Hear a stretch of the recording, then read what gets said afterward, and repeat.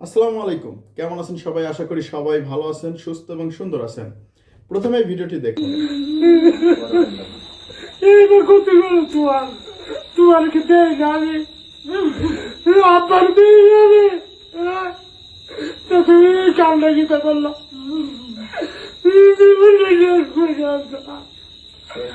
হ্যাঁ, আপনারা দেখতে পেলেন যে আমাদের রিপন মিয়া তার মাকে জড়িয়ে ধরে কান্না করতেছে। এই কান্নার পিছনে আলাদা একটা গল্প আছে, সেই গল্পটা একটু দেখার চেষ্টা করি। কষ্ট করে মানুষ করছি, পরিচয় দিতে না আমরা গরিব, পরিচয় দিলে যদি মান সম্মান না থাকে। এটা তো ছিল তার মা এবং তার বাবার একটা দুঃখ কষ্টের কথা, যেটা শোনার পরে সবারই খারাপ লাগবে যে হ্যাঁ, এই রিপন মিয়া এত সাদা মাটা জীবনযাপন করে, সে তার বাবা মাকে দেখে না। এটা দুঃখের কথা, কিন্তু আসল সমস্যাটা হয়েছে কোথায় আমি সেটা আপনাদেরকে একটু দেখানোর চেষ্টা করি। পরিবারের খোঁজ খবর রাখেন? হ্যাঁ, অবশ্যই। আমার পরিবার আগে, তারপর পরিবারে কে কে আছে? আব্বু আম্মু মা বাবা ভাই বোন, আমরা 3 ভাই 2 বোন। না, বউ বাচ্চা নেই, আমি বিয়ে করি নাই। ঘরে আমি যার সাথে কথা বলে আসলাম সে কে? এটা ভাবেই লাগে আমার, বিয়ে করি নাই রে ভাই। সহজ কথা আপনি বুঝেন না কেন? আপনার স্ত্রী দাবি করে দুটো সন্তানের বাবা, আপনি এমন বলেছে, তাহলে এটা মিথ্যা? মিথ্যা। অনেকেই তো অনেক কথা বলে, সব মানুষের মুখে ধরে রাখা যায়? সে একেবারেই অস্বীকার করতেছে যে তার স্ত্রী আছে এবং 2টা সন্তান আছে।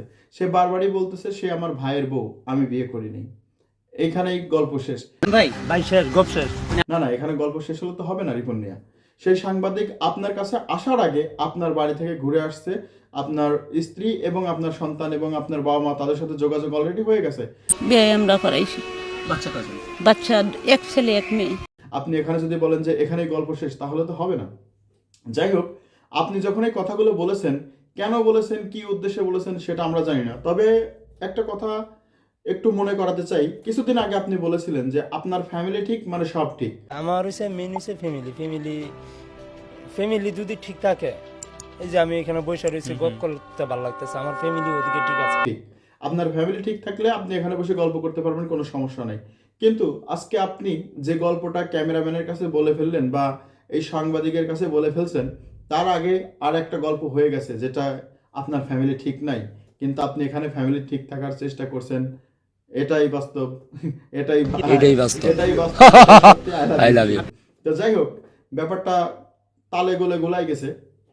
হয়তো আমাদের রিপন মিয়া সে অনেক ফেমাস হয়ে গেছে, তার কার্যকলাপের মধ্য দিয়ে সে যেভাবে একটা ফেমাস হয়ে গেছে, সে এখন চায় শাকিব খানের মতো বিয়ে করছি এটা জানি কেউ না জানে, আমার সন্তান আছে এটা জানি কেউ না জানে। ভাই, এই চিন্তা ভাবনা আপনার মাঝে আসলো কিভাবে? আপনি সহজ সরল জীবনযাপন করেন, তার জন্যই মানুষ আপনাকে ভালোবাসে।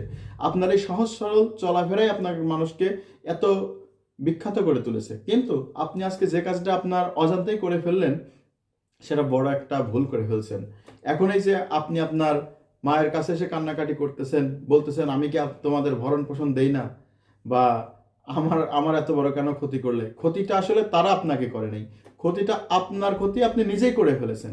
কেননা জানেন, আপনার এখানে বড় একটা ব্যাপার দেখতেছে মানুষ, 2টা ক্যাটাগরিতে দেখতেছে আপনার এই ব্যাপারটা।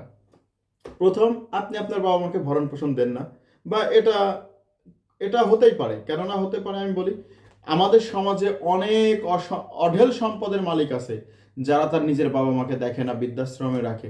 আপনি গরিব মানুষ, আপনি হয়তো দেখেন না, কিন্তু আসলে আমরা যতটুকু জানি আপনি আসলে গরিব হলেও আপনার ইনকামের পথ অনেক ভালো। তো যাই হোক, আপনি যে দ্বিতীয় ভুলটা করেছেন, আপনার বউকে কেন লুকাতে হবে, আপনার সন্তানকে কেন লুকাতে হবে? আকাশে চাঁদ উঠলে কি মানুষকে ডেকে আলাদা করে প্রমাণ করতে হয়? যার চোখ আছে সে আকাশে তাকালেই দেখতে পায় যে চাঁদ উঠেছে। সুতরাং আপনার স্ত্রী আছে, সন্তান আছে, এটা তো আপনার আশেপাশের সবাই জানে, তাহলে এটা আপনি কিভাবে লুকাতে করার চান? মতন এটা কেন লুকাতে চান আমি বুঝতে পারলাম না। এরকম। তো যাই হোক, আপনি যদি মনে করেন যে আপনার ফেমাস এটা হচ্ছে যে বউ। একটা ব্যাপার আছে, এটা এটাই বউ, ফেমটা কমে এটাই যাবে, বন্ধু, তাহলে আমি মনে করি আপনি এটা বড় ভুল করেছেন। এখন কান্নাকাটি করে তো কোনো লাভ নেই ভাই। ওই যে মনে আছে আপনি যখন প্রথমে একটা ভিডিও দিয়েছিলেন, যে এই তোমার নামটা বলো, মোহাম্মদ না মোসাম্মদ, ভিডিওটা দেখেন। তোমার নামটা বলো, নাম ক। মুচাম্মদ আসমা আক্তার। মোহাম্মদ আসমা আক্তার বলে। মোহাম্মদ না মুচাম্মদ। ও মুচাম্মদ, আচ্ছা। একটা সহজ সরল মানুষ কিভাবে তার স্ত্রীকে নিয়ে ভিডিওতে বলতেছে বা কথাবার্তা বলতেছে, এটা দেখে আমি খুব হাসি পাইছিল আমার, কিন্তু আমি আদৌ জানি না সেটা আপনার বউ কিনা। তো যাই হোক, আপনি যে কাজটা করছেন, আপনার এই কাজ থেকে অনেকের শিক্ষা নেওয়ার ব্যাপার আছে। ভাই সত্যি সবসময় সত্যি, সত্যিকে একটা বাক্যে উচ্চারণ করলে সেটা সত্যি, কিন্তু আপনি একটা সত্যিকে মিথ্যা বানাতে গেলে 1000 কোটি মিথ্যা কথা বলবেন, তারপর ওটা মিথ্যাই থেকে যাবে, ওটা সত্যি হবে না। আমার শুভাকাঙ্ক্ষীদের প্রতি আমি একটা মেসেজ দিতে চাই যে আপনারা কখনো সত্যিকে মিথ্যা বানাতে যাবেন না, মিথ্যাকে সত্যি বানাতে যাবেন না, কারণ সত্যি সবসময় সত্যি, মিথ্যা সবসময় মিথ্যা। সত্যিকে যেমন 1000টা মিথ্যা দিয়ে আপনি মিথ্যা প্রচার করতে পারবেন না, মিথ্যাকে তেমন 1000 কোটি মিথ্যা দিয়ে আপনি ওটাকে সত্যি বানাতে পারবেন না। সুতরাং সঠিক পথে থাকুন, সত্যি বলুন, সত্যি কথার সবসময় কদর আছে। এটাই বাস্তব। I love you. ধন্যবাদ সবাইকে, আল্লাহ হাফেজ।